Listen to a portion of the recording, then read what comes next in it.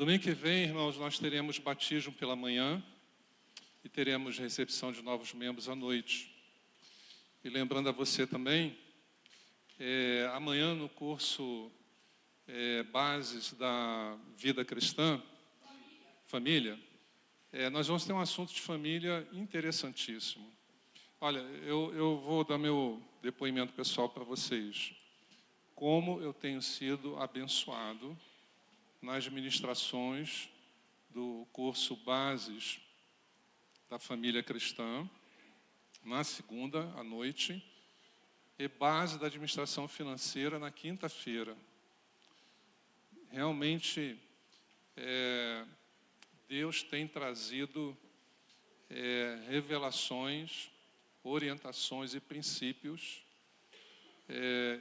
maravilhosos, que fazem a diferença. E amanhã, qual será o assunto? O horário é de 8 às 9h30. Como ensinar meninos, educando meninos. Não é? Então, a educação da menina e do menino são diferentes. Imagina, você tem um filho menina e um filho menino. Sem saber disso, às vezes se tenta educar da mesma forma. Não é? Mas você sabia que até a década de 90, a opinião geral é que a diferença entre homem e mulher era hormonal. Então, porque os hormônios eram diferentes, homem e mulher eram diferentes. A década de 90 é chamada década do cérebro, porque o presidente americano da época, acho que foi o Bush filho, ele decidiu fazer investimento na pesquisa do cérebro. Coincidiu também com o surgimento dos exames de imagem mais apurados, a tomografia e a ressonância. E aí, então, eles descobriram que a grande explicação da diferença de homem para mulher não é anatômica, não é hormonal, ela é fisiológica e é cerebral. O cérebro do homem é diferente do cérebro feminino. Então, nunca espere que o seu marido vai pensar igual a você. Nunca espere que a sua esposa vai pensar igual a você. Porque o cérebro funciona de uma maneira diferente. A ligação entre os dois hemisférios é diferente. Por que a mulher fala muito mais rápido?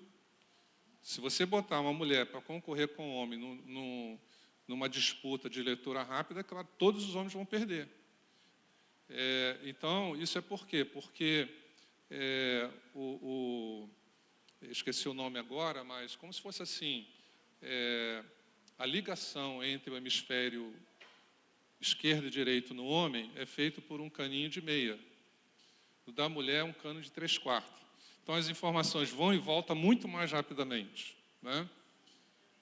Quem é casado sabe disso. A esposa faz uma pergunta ao marido quando o carro saiu de casa, ele chega na igreja e ainda não respondeu.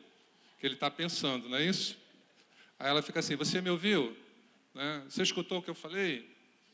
Agora, pergunta para a esposa, vê quanto tempo ela demora para responder. Né? É rapidinho. Então, mas essa diferença ela é formada, escute só, se não me falha a memória, acho que é na 8ª semana da gestação, quando o feto ele tem como se fosse uma descarga de testosterona, uma cachoeira de testosterona, e ali define que vai ser menino. Né? Se for menina, não vem essa descarga. Então, olha que coisa interessante. Né? Então, a aula de amanhã é como educar meninos, educando meninos, venha, né? Convide alguém, você trabalha no Ministério Infantil, venha, você é pai, venha, você vai ser pai, vem, você é avô, venha. Na outra semana vai ser educando meninas, mas o ideal é ouvir as duas partes, não é ouvir uma parte só. Tá? Então, amanhã, às 20 horas, das 20 às 21h30. Eu quero compartilhar hoje à noite sobre 2 princípios importantes que Jesus ensinou sobre a honra. 2 princípios importantes que Jesus ensinou sobre a honra. Uma está aqui em Marcos 6, a outra está em Marcos 7. Mas antes de olhar de uma forma direta ao que ele fala sobre honra, no capítulo 6 e no capítulo 7,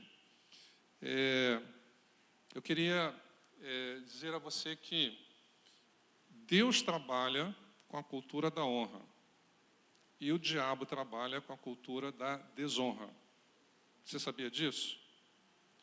Então, quem trabalha com a cultura da honra está trabalhando dentro da perspectiva divina.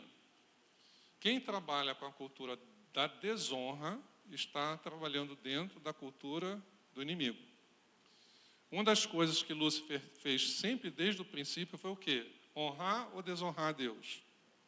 Desonrar a Deus. Então, a cultura do reino dele é da desonra. Desonra a pessoa, desonra a autoridade, desonra as regras. E a cultura de Deus é a cultura da honra.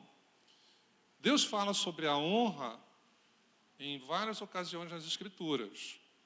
Então, o que Deus quer que eu e você venhamos a saber, aonde que Ele colocou? Na Bíblia. Porque a Bíblia é o registro escrito da vontade dEle. Então, para você conhecer a vontade dEle, você precisa conhecer a Bíblia. E um dos assuntos que então Deus se preocupou em mostrar para nós que é importante é a questão da honra. E quem é Jesus? Deus, segunda pessoa da Trindade encarnado. Então, ele veio nos mostrar o coração do Pai. E se Deus mostra que a honra é uma coisa importante, então Jesus deveria entrar nesse assunto. Sim? Sim. Não é? E aqui no capítulo 6 de Marcos e no capítulo 7, ele fala sobre duas coisas importantes sobre a honra. Agora, antes de olhar essas duas questões, eu queria que você pudesse ver a importância da honra apenas em 3 áreas na sua vida. Então, pega a sua Bíblia, na área financeira, na área familiar e na área ministerial, tá? Ou de serviço no reino. Então, vendo a importância da honra nas suas finanças. Provérbios 3, 9 e 10.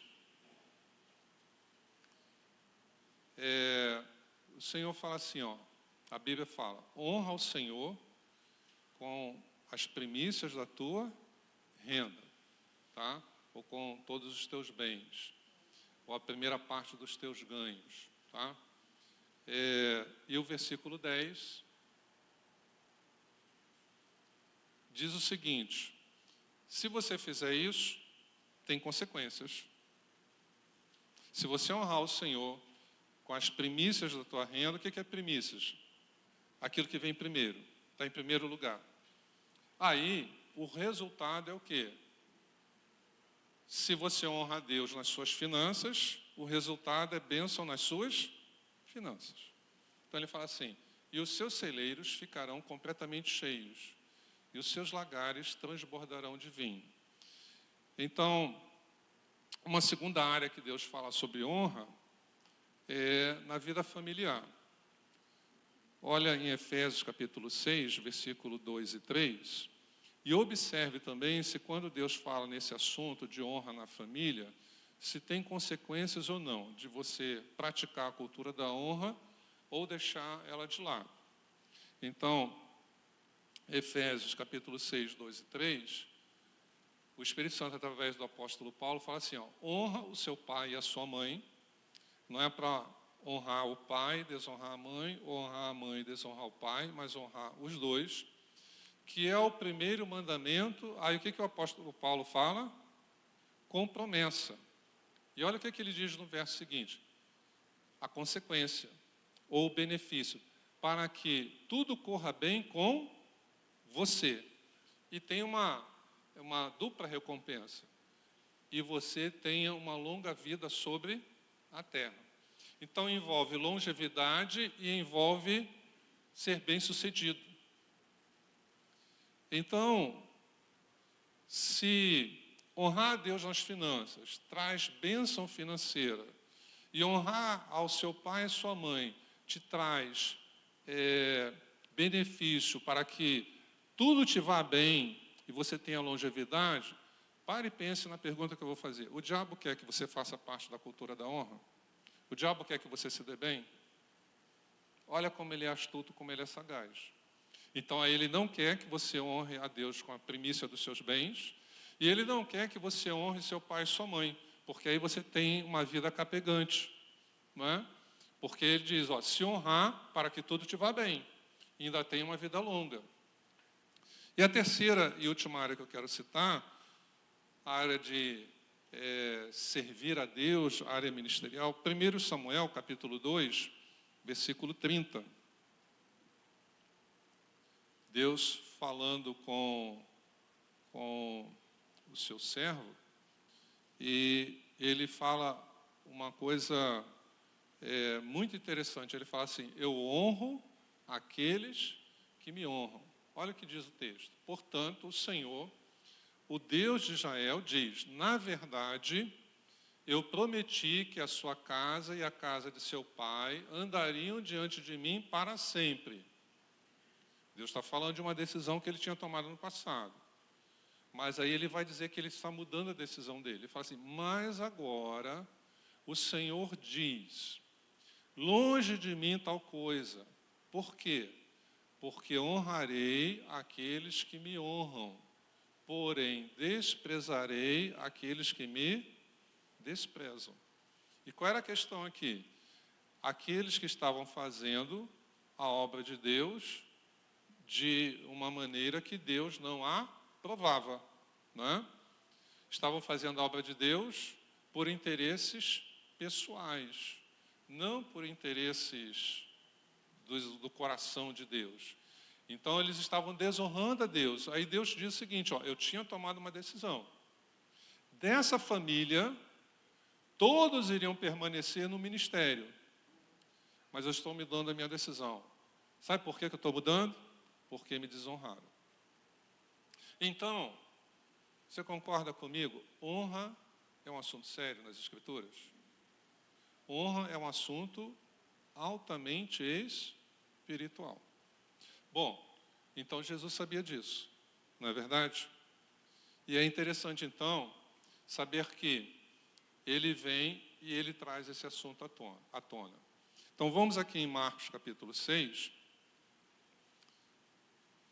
e vamos ver, então, duas coisas importantes que Jesus fala sobre a honra. Uma está aqui no capítulo 6, outra está no capítulo 7. No capítulo 6, eu vou ler do verso 1 até o verso 6, e no versículo 4 tem a palavra honra, se você quiser, circula ela ou sublinha na sua Bíblia. Tendo Jesus partido dali, foi para a sua terra, ou seja, Nazaré, e os seus discípulos o acompanharam. Chegando o sábado, passou a ensinar na sinagoga, e muitos, ouvindo-o, se maravilhavam, dizendo, de onde vem a este estas coisas? Que sabedoria é esta que lhe foi dada? E como se fazem tais maravilhas por suas mãos? Não é este o carpinteiro, filho de Maria, irmão de Tiago, José, Judas e Simão? E não vivem aqui entre nós suas irmãs? E escandalizavam-se nele. Jesus, porém, disse, aí ele vai dizer que o que estava acontecendo ali era uma questão de desonra. Aí ele fala assim, ó, não há profeta sem honra, senão na sua terra, entre os seus parentes e na sua casa. E olha que, como você viu comigo, honra em finanças, honra em família, honra em ministério, praticar traz consequências, não praticar traz consequências. Jesus vai falar aqui também de consequências. Ele fala assim, ó, o texto diz, não pôde fazer ali nenhum milagre, senão curar uns poucos enfermos, impondo-lhe as mãos. Que causou admiração em Jesus. Admirou-se da incredulidade deles. Contudo, percorria as aldeias, circunvizinhanças, a ensinar. Vou te dar uma visão aqui de quando que isso está acontecendo. Jesus ele fez 3 viagens missionárias ali na região da Galileia. A primeira viagem missionária que Jesus fez na região da Galileia está no capítulo 1 de Marcos, do versículo 35 ao 45. Essa primeira viagem ele fez apenas com os 4 primeiros apóstolos. Tá? Vocês sabem que não começou com os 12. Quando ele separa os 12, já tinha tido um tempo do início do seu ministério, e dentre a multidão, ele separa os 12. Então, a primeira viagem missionária que Jesus fez na Galileia foi com os 4 primeiros discípulos. A segunda viagem missionária, Marcos não narra, mas Lucas narra, está no capítulo 8, do verso 1 ao 3. Foi antes de fazer essa segunda viagem missionária na região da Galileia que ele escolhe os 12. Aí a segunda, os 12 já estão presentes e vão juntos. A terceira viagem missionária que Jesus faz na região da Galileia é no final do seu ministério na Galileia.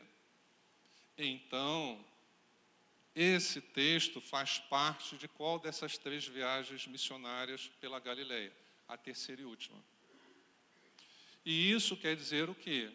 Que Jesus estava, então, no seu 3º ano de ministério, quando ele vai à sua cidade natal. O que isso quer dizer? Ele já estava famoso.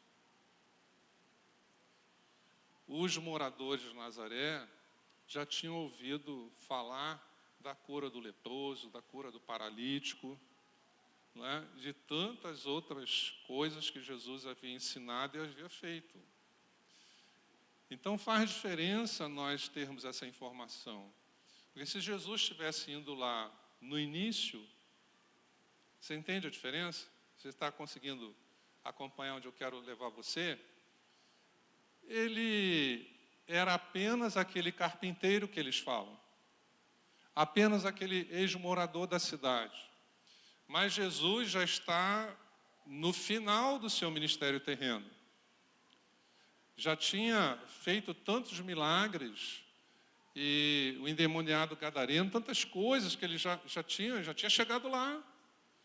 Então, eles sabiam que aquele ex-morador já tinha feito tanta coisa.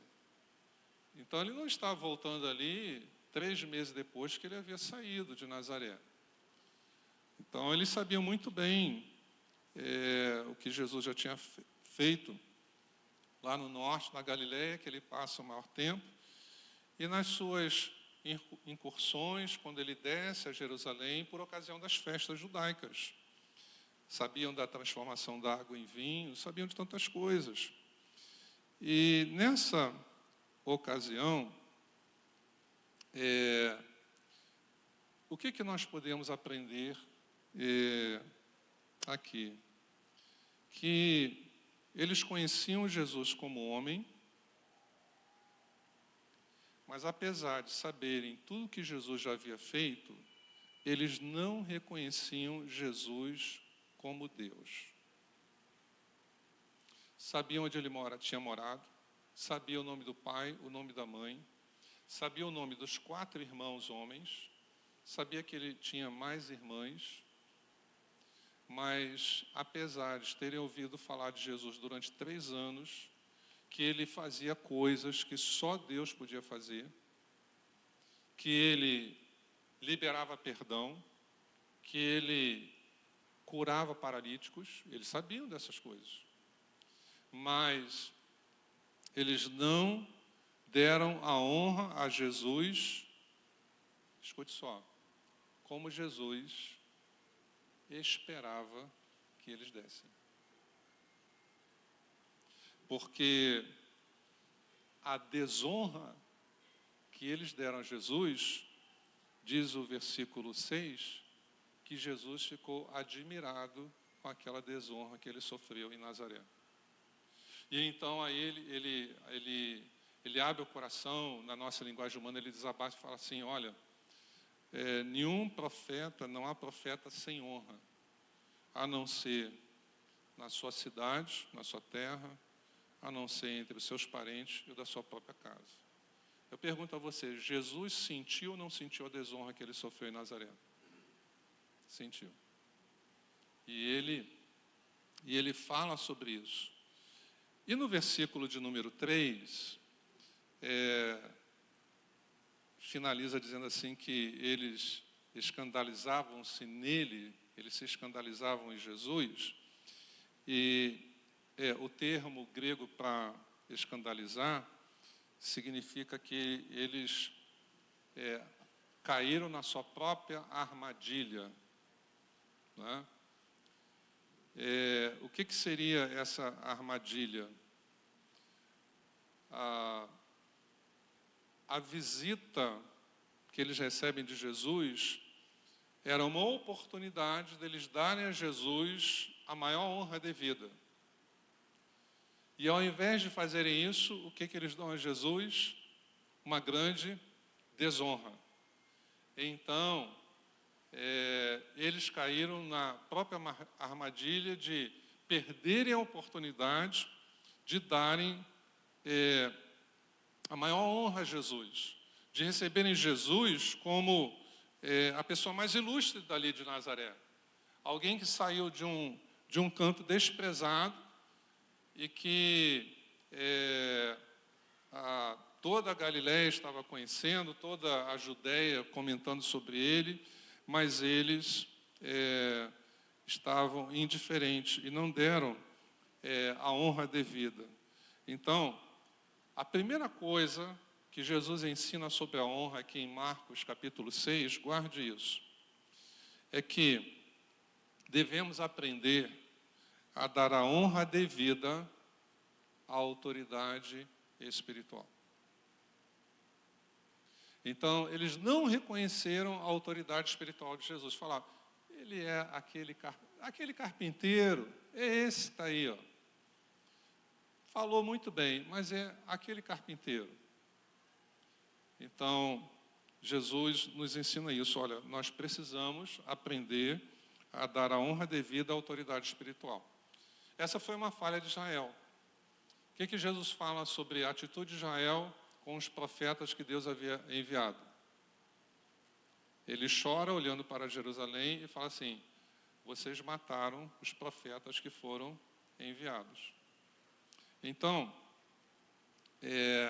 dar honra devida à autoridade espiritual, Jesus chama a nossa atenção. É claro que devemos ter critério, bom senso, né, avaliar certas coisas, mas devemos ter o reconhecimento que a desonra à autoridade espiritual pode nos privar, como privou os moradores de Nazaré, de algo especial da parte de Deus. Quando o texto diz que Jesus não pôde fazer muitos milagres, não quer dizer que o seu poder estava diminuído, mas quer dizer que quem desonra não crê. Porque diz assim, que ele ficou admirado da incredulidade deles. Então, não é que Jesus, que no português dá a impressão assim, ele não pôde fazer muitos milagres. Mas, na verdade, assim, ele não fez muitos milagres, porque como os moradores de Nazaré o desonraram, não creram nele, então, mesmo doentes, eles não vieram para ser curados. Deu para entender a diferença? Porque se eu não honro, eu não vou crer. E aí os moradores de Nazaré perderam essa oportunidade de irem até ele, porque ele teria curado a muitos, né? Os poucos que creram e foram, ele os curou. Então, a primeira coisa importante que Jesus fala, ele nos ensina aqui em Marcos, já no finalzinho do seu ministério, é dar a honra devida à autoridade espiritual. Agora, vamos para o capítulo 7. Ele fala também sobre a honra. aqui em uma outra ocasião, ele está sendo questionado pelos fariseus e pelos escribas que tinham vindo de Jerusalém. Eu gostaria de ler até o versículo 23, mas para não fazer essa leitura mais extensa, que é o mesmo assunto, eu vou ler apenas do verso 1 até o verso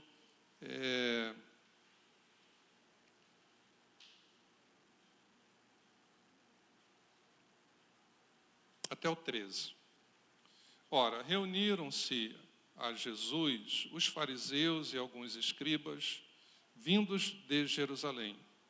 E, vendo que alguns dos discípulos dele comiam pão com as mãos impuras, isto é, por lavar, pois os fariseus e todos os judeus, observando a tradição dos anciãos, se quiser marca aí a tradição dos anciãos, não comem sem lavar cuidadosamente as mãos. Dizem que eles tinham tanto cuidado que eles não lavavam só as mãos, eles lavavam os pulsos também. Quando voltaram da praça, não comem sem se aspergirem, e há muitas outras coisas que receberam para observar, como a lavagem de corpos, jarros e vasos de metal e camas. Então, você percebe que Marcos escreve para gentios porque ele dá explicações detalhadas sobre costumes dos judeus. Interpelavam-no os fariseus e os escribas: por que não andam os teus discípulos de conformidade com a tradição dos anciãos, mas comem com as mãos por lavar? Respondeu-lhes: bem profetizou Isaías a respeito de vós, hipócritas, como está escrito. Este povo, aí Jesus fala, isso que está acontecendo está dentro da questão de honra e desonra novamente. Ele fala assim, este povo honra-me com os lábios, mas o seu coração está longe de mim. E em vão me adoram, ensinando doutrinas que são preceitos de homens, negligenciando o mandamento de Deus, guardais a tradição dos homens. E disse-lhes ainda, jeitosamente rejeitais o preceito de Deus para guardares a vossa própria tradição. Pois Moisés disse, honra teu pai e a tua mãe, e quem maldisser a seu pai e a sua mãe será punido de morte. Vós, porém, dizeis, se o homem disser a seu pai ou a sua mãe, aquilo que poderias aproveitar de mim é corbã, corbã seria uma oferta, isto é, oferta para o Senhor. Então, o dispensar de fazer qualquer coisa em favor de seu pai ou de sua mãe, invalidando a palavra de Deus pela vossa tradição, que vós mesmos transmitistes e fazeis muitas outras coisas semelhantes. Segunda coisa que Jesus ensina sobre a importância da honra para Deus, agora no final do seu ministério, é que eu preciso saber qual é a minha fonte de autoridade espiritual. Qual é a minha fonte de autoridade espiritual? A fonte de autoridade espiritual, naquele momento, não era as Escrituras. Como Jesus fala aqui, era a tradição dos anciãos. O que era a tradição dos anciãos? Era o que rabinos famosos do passado haviam ensinado sobre a palavra de Deus durante esse período todo da história. E eles foram anotando isso, dava cerca de 613 comentários bíblicos, vamos dizer assim. E eles ensinavam que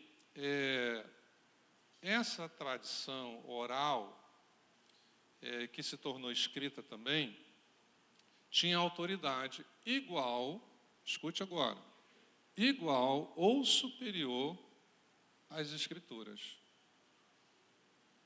Então, eles ensinavam ao povo a seguir essa tradição oral, que Jesus chama de tradição dos homens. E Jesus disse, essa tradição que vocês ensinam, porque vocês ensinam para as pessoas que essa tradição oral está em pé de igualdade ou superior à inspiração das Escrituras, vocês estão invalidando as Escrituras. Então, Jesus, qual é o assunto que ele está tocando aqui? De que o eixo da autoridade espiritual, da liderança de Israel e do povo de Israel, estava sendo colocada numa fonte errada. Deu para entender? Na tradição dos rabis e não no texto escrito, porque a tradição nada mais era do que comentários. E o comentário pode estar certo ou pode estar errado. Não é? Nós lidamos, nos dias de hoje, com um determinado ramo do cristianismo que tem posição semelhante. A tradição da igreja tem autoridade igual ou superior das Escrituras. Então, fica fácil de você entender. Essa era a questão que Jesus está lidando aqui neste momento. E ele está dizendo o seguinte, olha,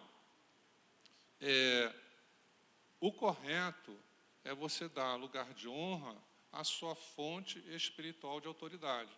E essa fonte espiritual de autoridade sua e nossa deve ser qual? A Bíblia. Não é? Comentários ajudam, são bons, não é? O que de repente alguém pensa pode nos ajudar, mas não pode invalidar a Bíblia. Senão você passa a obedecer a homens e a desobedecer a Deus. Essa era a questão.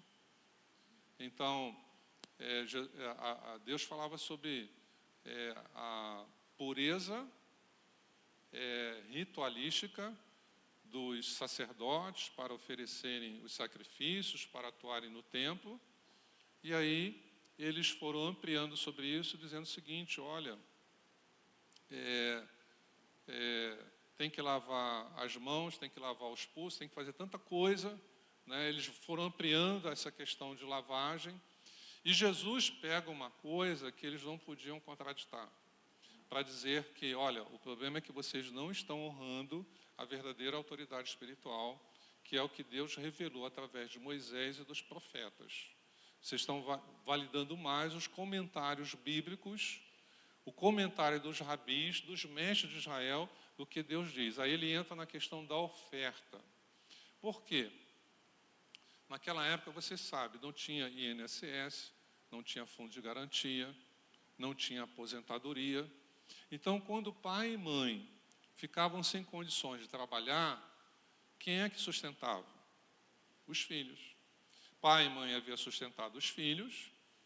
Quando eles chegavam numa idade que eles não conseguiam mais trabalhar na lavoura, na pecuária, não conseguiam mais, mas quem estava com força de trabalho ativa eram os filhos. Então, os filhos cuidavam dos pais.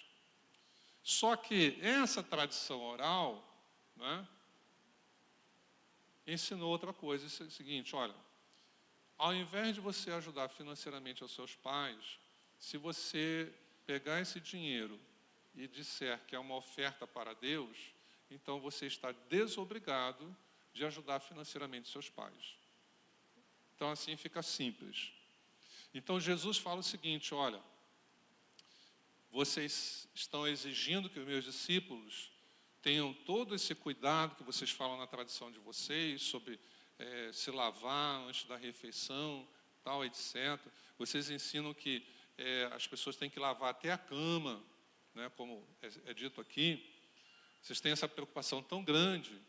Só que vocês deviam ter a preocupação em honrar o que o meu pai falou, em honrar o que o meu pai ensinou, em honrar o que o Espírito revelou aos profetas e foi registrado.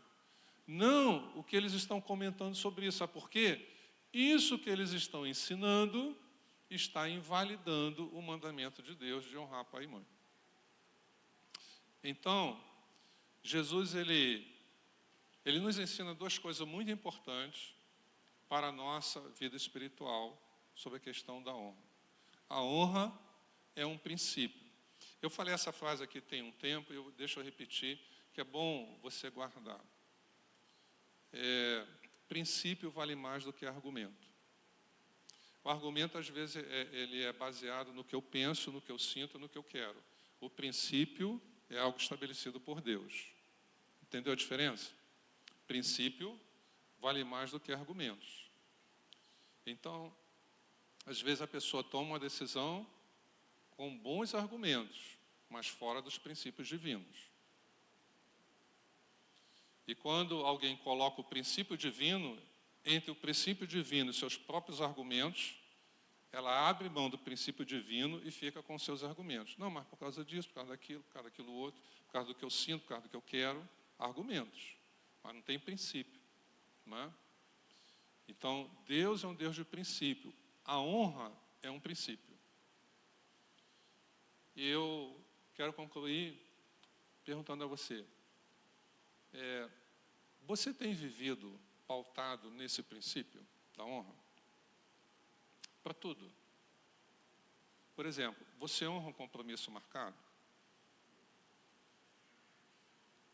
Você honra um horário marcado? Você honra determinados momentos, eventos, momentos especiais? Quando você vai ao aniversário, você vai para comer bolo, para ver amigos ou para honrar o aniversariante? Quem tem o princípio da honra, vai para honrar o aniversariante. E vai embora antes de comer bolo e cantar parabéns tranquilamente. Porque ele não foi por causa da festa, ele foi para honrar o aniversariante. Qual deve ser o meu princípio maior como igreja de comemorar o Natal? O princípio da honra. De dar a honra a Jesus que Nazaré não deu. Então, assim, horário de ensaio do louvor, vou ajudar o pastor Fábio, né? Você honra o horário do ensaio? Você honra o dia marcado? Então, o princípio da honra é algo que o diabo não quer que você observe, que você dê importância. Não, eu vou levando, né? Mas a honra tem que estar aqui para você sentir aqui e você praticar nas questões da vida e falar, não, peraí, eu tenho que honrar esse dia, foi marcado, eu tenho que honrar esse horário, é esse horário, né? Eu honro o horário que foi marcado, não é o horário que eu quero chegar, está marcado, é esse horário, a não ser imprevistos ocorrem com todo mundo. Mas se você é uma pessoa direcionada pelo princípio da honra, você honra a autoridade espiritual quando ela estabelece para você um princípio, ou ela estabelece um princípio para você de orientação, um princípio bíblico, um princípio de Deus, e entre o princípio que ela estabelece, você fica com seus argumentos. Não é? Essas três áreas que o Antigo Testamento falou sobre a honra e que tem consequência. Como é que isso tem sido na sua vida como filho de Deus, como cristão? Nas suas finanças, você pratica esse princípio da honra? Ou o seu dízimo é se sobrar? Quando o dízimo é se sobrar, dizimou, mas não honrou. Deu para entender? Porque a honra não é só quando dizima, é quando o dízimo é a primícia. Se for primícia, tem honra. Se não é primícia, tem dízimo, mas dízimo sem honra. É onde Jesus falou, é uma honra aparente, me honra com os lábios, mas a honra não vem do coração. Do coração é a primícia, é o primeiro. Não é?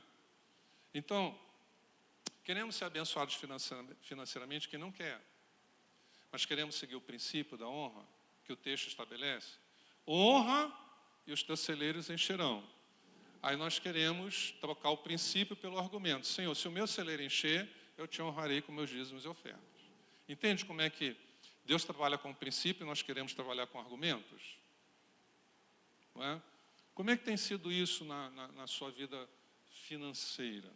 Não é? Como é que tem sido isso na sua vida familiar? O que o diabo quer? A esposa desonrando o marido desonrando a esposa, os filhos desonrando os pais desonrando o filho. Um lar que o princípio da honra não existe, só o princípio da desonra. Como queremos que o Espírito Santo se sinta à vontade no nosso lar, se o nosso lar, o princípio que reina é da desonra familiar? Como queremos olhar para a nossa vida e ver assim, minha vida é uma vida abençoada, se nós não seguimos o princípio de honrar pai e mãe? O princípio não depende do merecimento. Tem pai e mãe que realmente, o que eles fizeram, eles não seriam dignos de serem chamados pai e mãe. Eu sei disso. Mas deixa eu te perguntar uma coisa a vocês. O princípio tem exceção? Pense nisso. O princípio é só para pai bonzinho e mãe maravilhosa? O princípio não tem exceção. Porque quando você honra pai e mãe, você não está honrando o que eles fizeram de errado, você está honrando a pessoa que te gerou. Porque de alguma maneira, Deus usou aquelas pessoas para te gerar. E você agora tem uma existência com propósito, porque eles existiram antes de você. Não é? Então você está honrando um propósito maior, ao honrar pai e mãe, você não está honrando o que eles fizeram de errado. Não existe isso. Às vezes o inimigo coloca na nossa cabeça. Não é? E aí, com essa falta de entendimento, era para eu honrar, para que tudo me vá bem e para que eu tenha vida longa, aí eu fico com o meu argumento e abro mão do princípio. Como é que tem sido a questão da honra familiar? Você é uma esposa que honra o seu marido? Você é um marido que honra a sua esposa?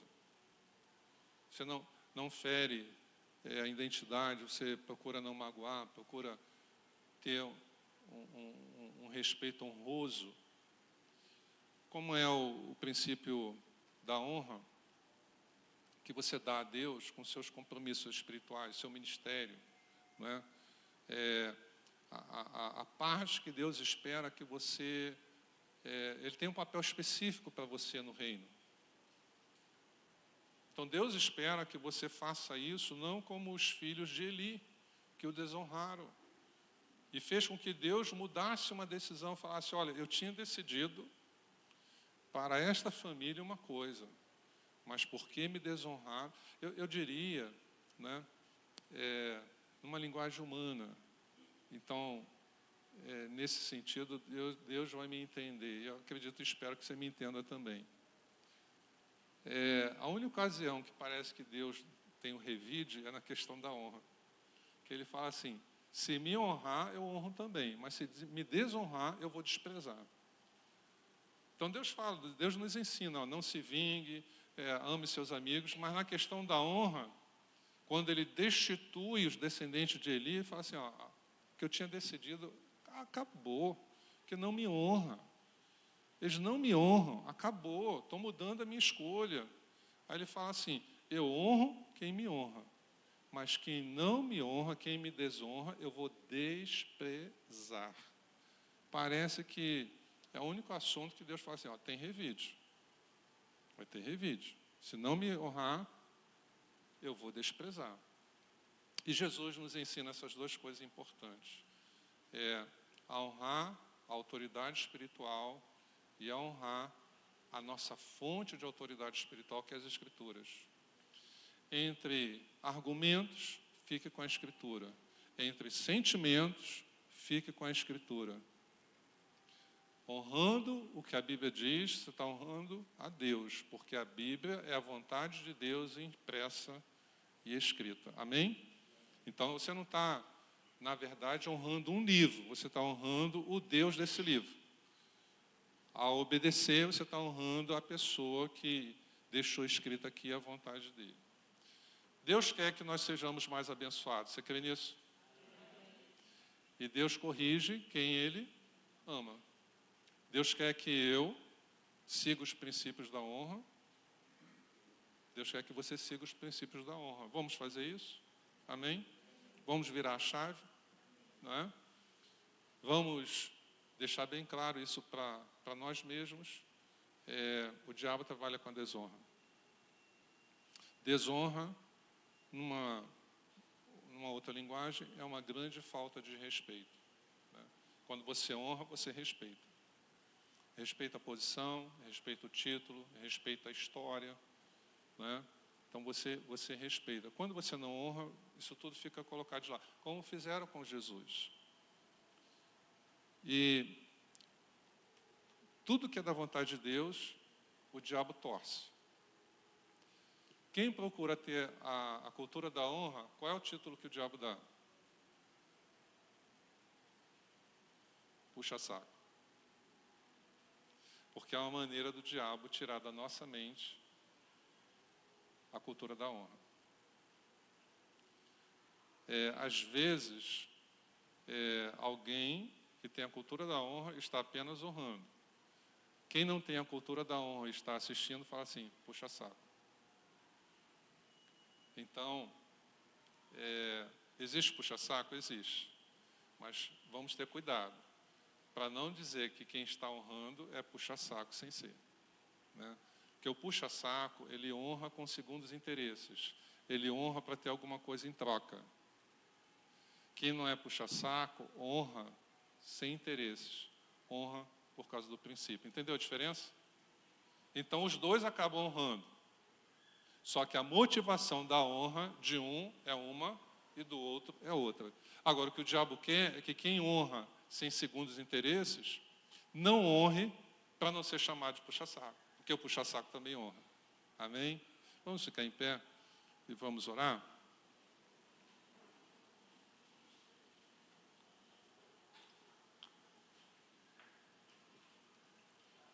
Vamos orar juntos? Feche os seus olhos e vocês podem repetir juntos a seguir. Senhor meu Deus e meu Pai, eu ouvi a Tua voz nesta noite. Eu aprendi que a honra é um importante princípio espiritual. E eu entendi, a partir de agora, porque o diabo gostaria que eu não desse importância a esse princípio. A honra faz parte do reino de Deus. A desonra faz parte do reino das trevas.